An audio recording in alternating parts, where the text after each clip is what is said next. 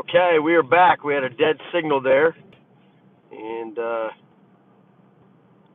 like we're back in the connection. So,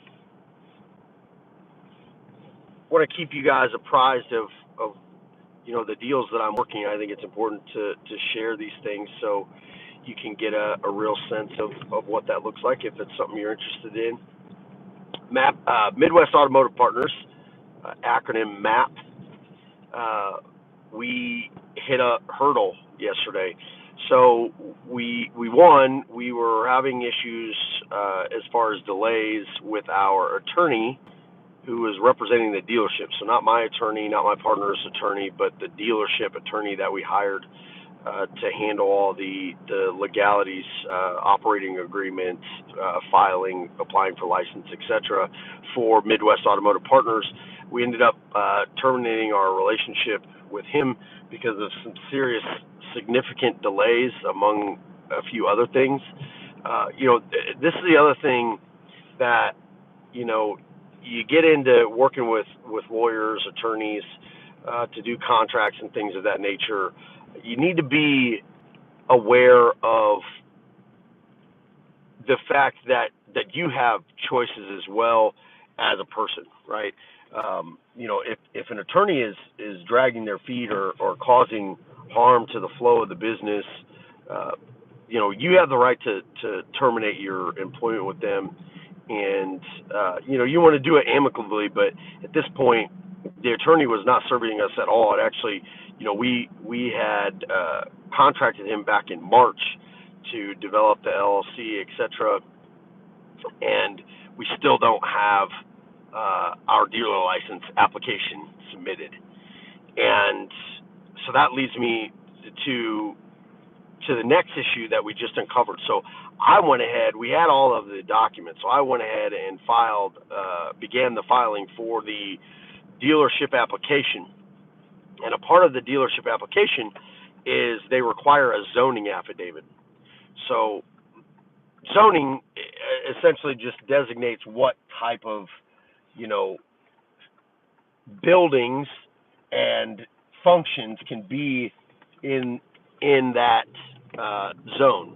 And so essentially you have like residential zones, commercial zones, but not all commercial zones are just whatever you want. Not all businesses, etc. They have to be certain types of businesses. So like they could be like heavy equipment, industrial, they could be agricultural, they could be retail, they could be chemical, all kinds of different zonings that the city will put up based off whatever the city's organizational plan is. And this building that we bought was apparently the zoning was changed when they put in this new highway. However, the landlord that we are leasing from, the owner of the building, did not know this or did not recall it. And also, the commercial broker that we worked with did not verify this. So when we went to the zoning office, they told us that it is not zoned for auto retail or wholesale. And that's a problem because we signed a 6-year lease with this landlord under the understanding that this was zoned a certain zoning. There's a lot of different codes like I-4, G4, all kinds of different zoning codes, but we were specifically shown that this was zoned for automotive retail. And the building is automotive. So you would think, yeah, okay, well, it's zoned, and then you look at it. Well, we found out that it is not. So in short, what this means is now we are going to need to file for a variance. And the variance would be an appeal to the city county administration that the zoning board that we can operate this type of business despite the fact that it's not zoned specifically for this any longer. This could take months.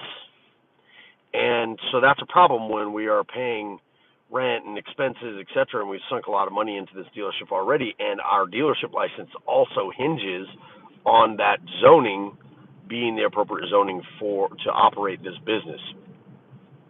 So now we can't even apply for our dealership license until we have this zoning done. So we're going to work with that today. And so I want to give you a catch up on that because that's extremely stressful. It's frustrating, but it is a thing. It's a bump in the road, and so you figure it out. So now at this point, it's going to be, calling contacts and finding out who can expedite this process, if at all. That being, people that know the city very well or know one of the commissioners or something of that nature, to see if we can just move this scenario up the ladder so that it gets attention faster, and we may be able to get this process done a lot faster than a couple months, because a couple months is very expensive and not good for the business. So what that does for us now is we apply for this variance. We also submit to the landlord that, hey, you're going to need to cover our expenses to maintain this business as it is, lease, etc., while this gets figured out, because this is a problem for both of us. But this was, this was led to by not being clear on the zoning when we leased this from you and signed a 6-year agreement. So all those things will go on, and then now it's also pivoting to figure out how we can generate money legally to continue to subsidize our expenses. And so, again, a lot of different things to navigate, and this is part of business.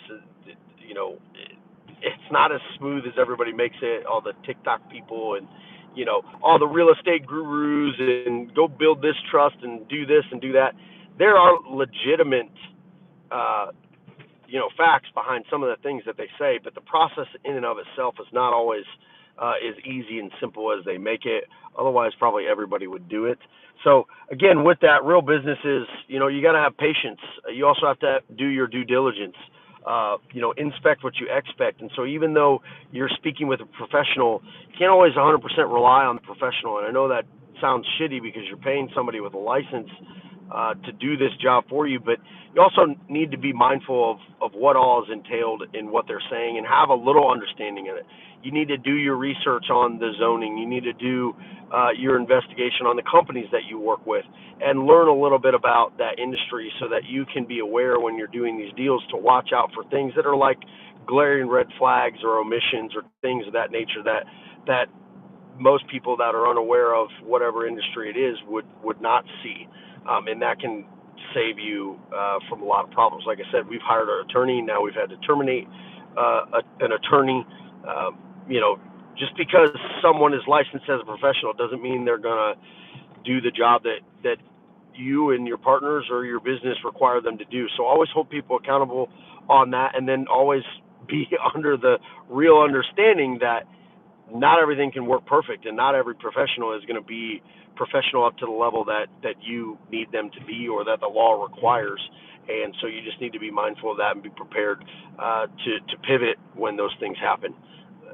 So hopefully just give you some insight there, and just remember to, stick and move, as I like to say. When an obstacle comes up, it doesn't mean it's the end of the world. Just figure it out. And in this certain circumstance, my partner and I, my partner is working on the legal draft to move forward with the landlord and get all that submitted, while I will be calling my contacts that have contacts with the city and the zoning board, etc., to see if I can get some clarity and get some movement forward. How we doing? Yeah, so I'm in Indiana, and I've lived in Indiana my whole life. And that's where all my businesses are. So we're in Indianapolis, Indiana, and what I'm talking about today is my dealership that we started, Midwest Automotive Partners, and some of the scenarios that we are going through as we develop this business. I think it's important to share the realities of what business can look like, or what kind of engagements you get into, and what those sometimes obstacles can be, because if we share it with others, they can maybe miss a pothole or two on their way to success, and hopefully that gives you some advantage moving forward in whatever endeavor you're in. Hi guys. Hey, all right. Well, you have a great day. Hopefully, you got some value from this. We'll keep you posted. Stay lavish.